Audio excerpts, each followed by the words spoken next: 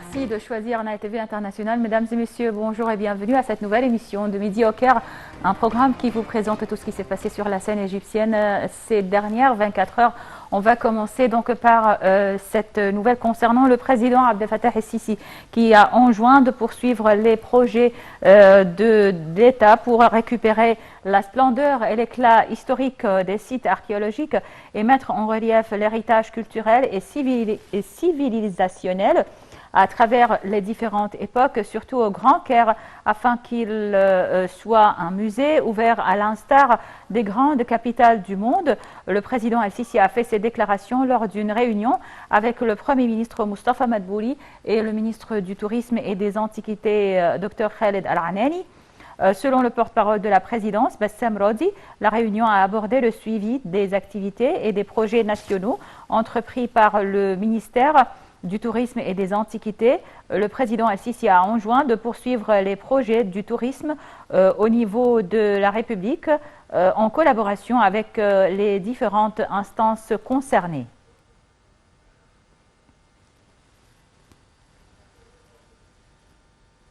Le président Abdel Fattah el-Sisi a souligné l'importance du travail collectif arabe dans le cadre de la fraternité arabe et ce, dans le but de maintenir la stabilité dans tous les pays de la région, notamment ceux qui font face aux défis et crises et qui sont visés par des organisations terroristes.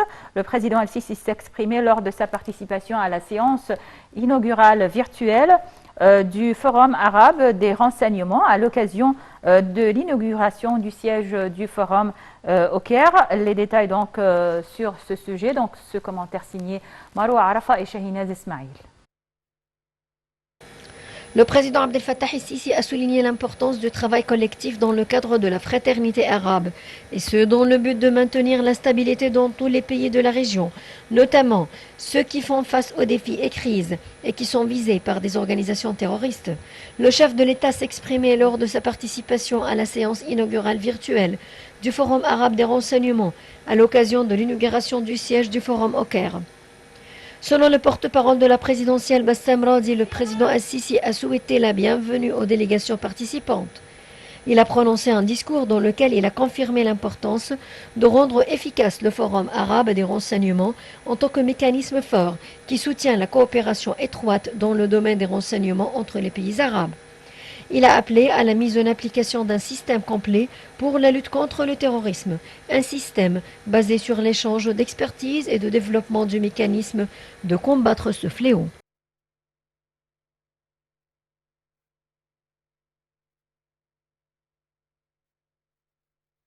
Le président El-Sisi a donné ses directives pour reprendre inlassablement les recherches scientifiques nécessaires pour faire réussir le projet national visant à réaliser une autosuffisance dans les dérivés du plasma sanguin efficace donc pour traiter le nouveau coronavirus. Ceci intervenait lors d'une réunion qu'a tenue le président Abdel Fattah el-Sisi avec le Premier ministre Mustafa Madbouli, la ministre de la Santé Hala Zaid, le conseiller présidentiel pour le développement urbain, le planning urbain, Amir Saïd Ahmad, et le conseiller présidentiel pour les affaires de la santé, Mohamed Taghiddine. Donc les détails sur cette réunion et ce sujet dans ce commentaire.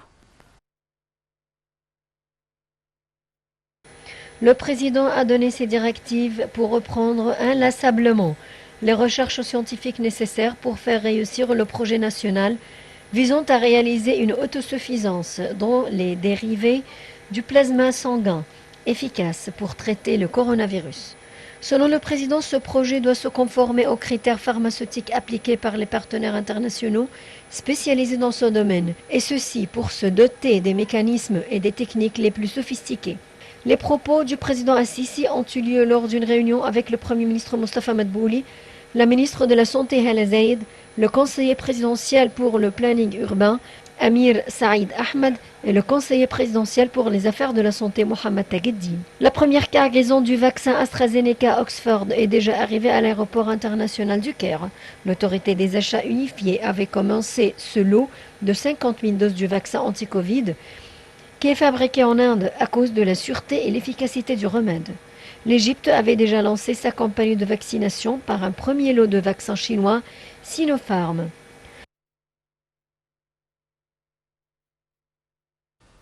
Et dans ce contexte, le ministère de la Santé a annoncé hier avoir recensé 541 nouveaux cas testés positifs au Covid-19 et 44 décès.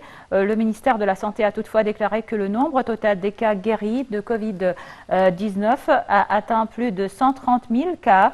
Selon le communiqué du ministère de la Santé, le ministère applique toujours les mesures de protection et de prévention nécessaires pour enrayer la propagation du nouveau coronavirus dans les divers gouvernorats de la République.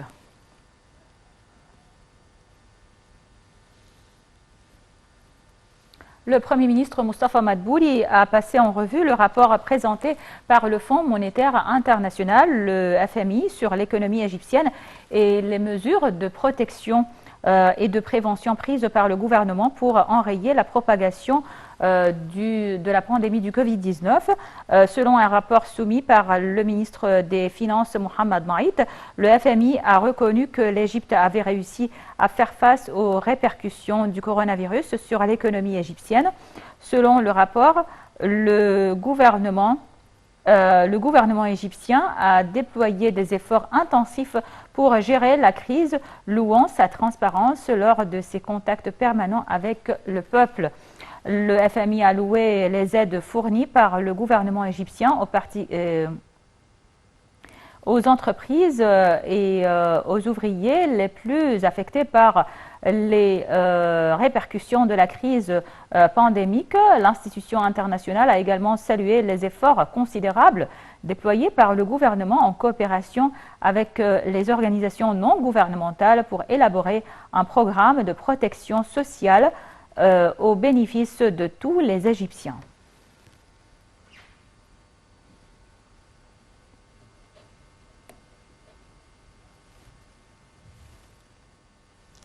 Donc, pour plus de détails et d'explications concernant ce sujet, on a en ligne Madame Passante Fahmi qui est experte en économie. Bonjour Madame. Bonjour Madame. Donc, selon cette nouvelle, le Premier ministre Moustapha Madbouli a passé en revue un rapport présenté par le Fonds monétaire international sur l'économie égyptienne, sur l'état de l'économie égyptienne et les mesures entreprises par le gouvernement égyptien pour faire face à la pandémie du coronavirus, ses répercussions. Et donc, le Fonds monétaire international a loué les efforts et les initiatives entreprises par le gouvernement égyptien. Il y a donc plusieurs initiatives qui ont aidé à sauver, si on peut le dire, l'économie égyptienne lors de cette pandémie de coronavirus. Écoutez Madame, le problème le plus sérieux et le plus grand pour n'importe quel pays, c'est l'instabilité sociale. Et l'instabilité sociale commence tout d'abord de la classe moyenne. Ça commence par la classe moyenne, c'est-à-dire les gens qui peuvent acheter, vendre, vivre, développer l'économie. Et ensuite, ça affecte négativement la classe modeste. Alors, n'importe quel pays doit comprendre que l'économie est faite, ou le développement de l'économie est fait pour protéger ces deux classes. Le gouvernement égyptien, que ce soit le gouvernement, Monsieur le Président bien sûr, le Parlement, nous avons compris très bien au commencement comment c'est sérieux de négliger ces deux classes, c'est-à-dire la classe moyenne et la classe modeste, parce que ça peut créer une instabilité sociale qui peut créer des problèmes incontrôlables. Comme on voit au Liban, comme on voit en France, comme on voit dans plusieurs pays, les gens n'arrivent plus à vivre. Alors là, le gouvernement égyptien a pris des pas vraiment sophistiqués et ça a été une grande réussite qui a été vue par le monde entier. Tout d'abord, ils ont supporté la classe moyenne et les producteurs, c'est-à-dire les investisseurs, pour que les investisseurs de l'autre côté protègent les employés. Parce qu'on ne peut pas vraiment laisser les employés dans les rues. Ce sont des familles, ce n'est pas une personne qui, on lui dit ne viens pas demain, c'est fini. Ce sont des familles. Deuxièmement, elle a avancé beaucoup d'argent pour la classe modeste à travers plusieurs programmes. Alors, la protection de la classe moyenne, que ce soit par le gouvernement, la Banque centrale, les banques, et aussi, je voudrais mentionner ici un point très important. La société égyptienne aide beaucoup à vraiment créer une stabilité. C'est-à-dire, les gens, entre eux, ils s'aident. Surtout la société qui est capable de donner, si vous voulez, à droite et à gauche, des aides à la classe modeste, parce que la classe modeste, c'est la majorité du peuple. Alors oui, nous avons des efforts déployés c'est une très longue liste, commençant par les investisseurs. Pour eux, ils protègent la classe moyenne des employés. Et ensuite, pour les gens qui n'ont pas de travail ou la classe modeste ou les employés non vus, moi je les appelle non vus, c'est-à-dire les gens qui rentrent chaque matin, essayant de travailler, ils trouvent du travail, ils vivent, ils ne trouvent pas, c'est un grand problème. Alors, pour la stabilité, assurer la stabilité sociale et la protection interne du pays, le gouvernement, le Parlement, bien sûr, Monsieur le Président a été présidé tous ces programmes qui ont été offerts, mais je dois ajouter aussi que la société égyptienne a aidé beaucoup. Alors, alhamdoulilah, nous sommes dans un état bien vu par le monde entier. Ça va passer graduellement. Mais il y a deux grands projets qui sont très importants aussi et qui ont aidé à faire passer cette période facilement. Le projet de combattre les bidonvilles, parce que non seulement c'est un nouveau logement, mais ça a créé du travail.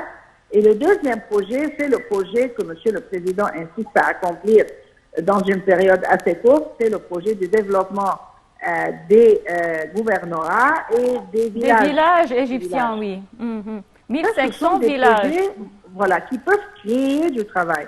Et aussi encourager les microfinancements, les micro-projets, les moyens et les projets qui se passent dans des petites villes, comme on appelle, surtout pour les femmes aussi. Alors, c'est un très grand plan qui touche le pays tout entier, mais ça a été salué et vu positivement par le monde entier, alhamdulillah.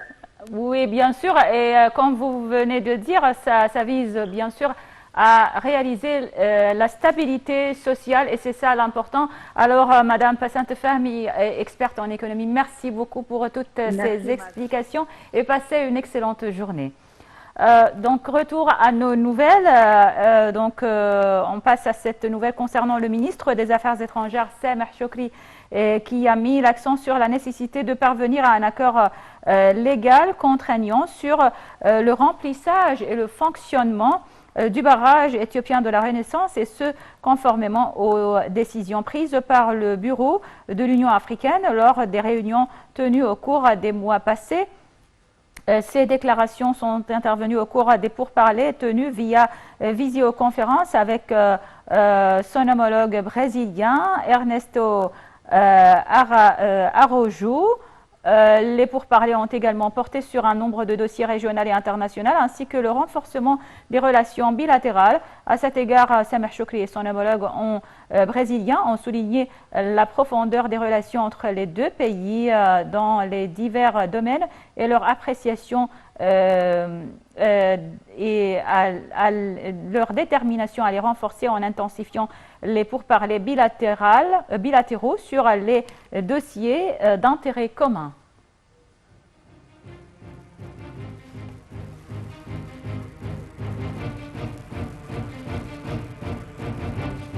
Donc voilà, c'était tout pour cette émission de Midi au Caire. Merci pour votre attention. Je vous laisse avec la suite de nos programmes en langue française qui se poursuivent jusqu'à 13h heure locale du Caire. Merci pour votre attention et passez une excellente journée.